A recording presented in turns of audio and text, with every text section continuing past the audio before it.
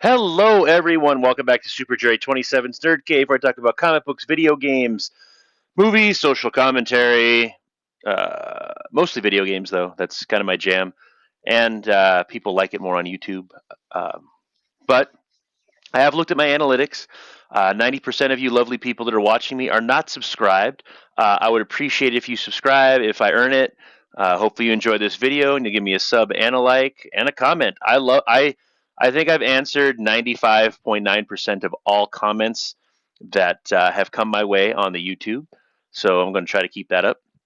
But you're not here to talk about that. You're here to see 4 PlayStation 4 games that you should not sleep on. Now, I know the PlayStation 4 is slowly edging into the retro market, but the lovely PlayStation 5 is backwards compatible, something that I absolutely love. Not going to lie.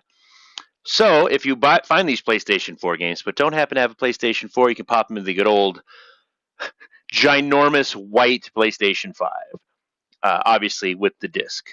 So, let's begin.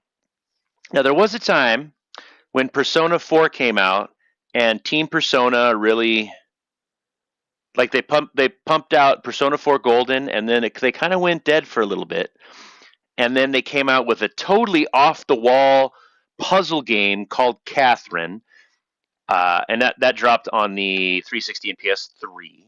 And then they came out with Catherine Full Body, kind of an upgrade. They added a third character. What's his name? I completely forgot. I don't remember. Like, I didn't get very far in this game. I'm gonna be honest with you. Sometimes I do suck at games because I'm impatient and just want to go.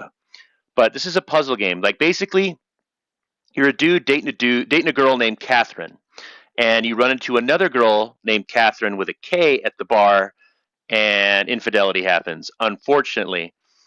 And there's been a string of like weird deaths happening in the city of men while they sleep, and all those men were found to have had infidelity.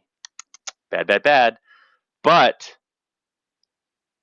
they the reason they die is they fail the challenges in their sleep, and that's the puzzle part of the game that I suck at. The story is cool, like interacting is cool, going to the bar, talking to your buddies, um, but I suck at puzzles. But this version, because I have it on the PlayStation 3, this version gives an easy mode so that my dumb fat bald ass can actually see the end of this game. This underrated Team Persona gem. You should definitely pick it up.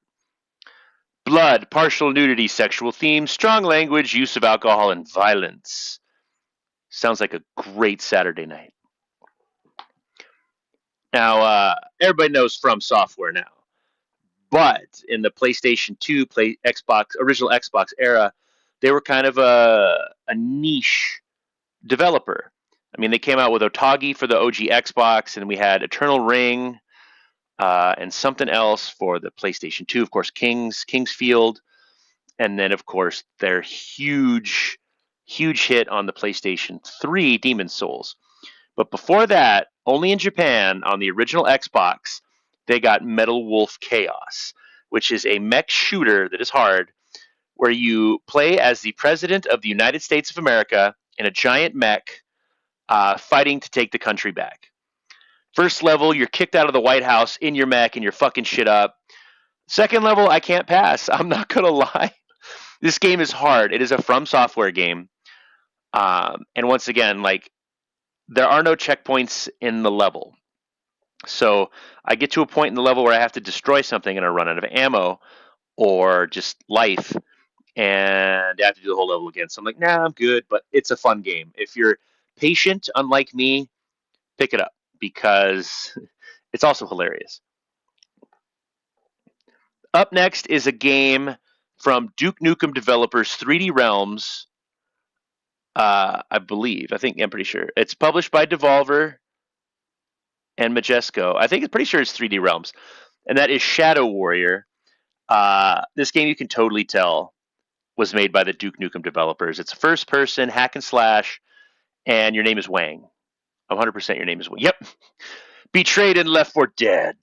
Corporate shogun Lo Wang must acquire a legendary katana possessed by evil gods hell-bent on destroying our world. Using a masterful combination of gun, blade, magic, and deadly wit, we uncover the truth behind the demonic invasion and banish evil back into eternal darkness.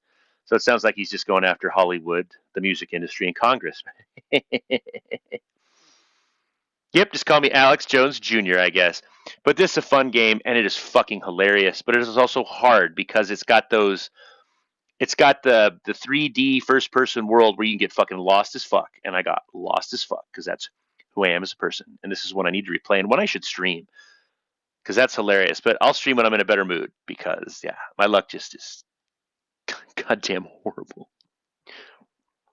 Now, Bloober Team is one of my favorite developers ever. Sorry, you get to see the top of my bald ass head.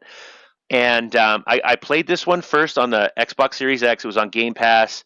Unfortunately, it is the final performance from the great Rutger Hauer. And what our memories disappear like tears in the rain. I think that was his made-up line in Blade Runner. But this game is fun. It's a cyberpunk-esque walking simulator where you have to figure out puzzles and such. The year is 2084, in a dark cyberpunk world shattered by plague and wars. Become a neural police detective and hack into the jagged minds of others. Make use of anything they felt, thought, or remembered to solve the case and catch the elusive killer. Yeah, so you get locked down in an apartment. You're the one cop there, and you have to go interrogate people room to room and find out what the fuck's going on because you're locked in there too. Let's see. System Redux. Rebuilt and augmented for the next generation. Observer System Redux is the definitive vision of one of the most acclaimed cyberpunk stories in games. This is a great game. I can't suggest this enough. I kind of wish I would have bought it on the Series X because that's where I have my save. But at the time that I got this off GameFly, it didn't exist on Series X. Or physically. Now, up next, so I love old school Game Informer. Tim Turi, Andrew Reiner, Andy McNamara, Dan Reichert, Joe Juba, all those guys, they were amazing. I watched their replays all the time. And that's what kind of made me want to become a video game journalist, but we all know that's dead now, so now I'm a YouTuber, right? I'm an influencer. But anyway, they played a game called Trapped on Super Replay. And this is a quasi-sequel to Trapped called Deception 4 Nightmare Princess. So basically in these games, all the Deception games and Trapped, you're in a castle or some building environment, and you set traps to kill the people that are chasing you. Meet the girl of your nightmares. The devil has been imprisoned. Lagrinia and Veligri face off to see who the true daughter of the devil is, sacrificing souls of humans to free their father. So with this one, you're just sacrificing people that you invite into the castle, but you have to do it in fucked up ways. Like you put a trap, and you kind of see it in like an isometric view, and you set the trap up, and you wait for like some NPC to walk by, and you push the button to start it, so he'll fall into a pit. A giant axe will come down and chop in half. Some fun, creative shit. If you're a twisted fuck like I am, you will love this game. And who can go wrong with a bunch of pretty girls, right? So hopefully these are 4 games that you haven't heard about or didn't know about that are on the PlayStation 4. Let me know, because I know the PlayStation 4 has a vast, vast library. And right now is the time to collect for it, just because it's in that like gray area. Like Xbox 360 games and PlayStation 3 games are on the rise, like what happened with the GameCube. So PlayStation 4 and Xbox One are next. So let me know in the comments. I'm always looking to buy a game that I can not win.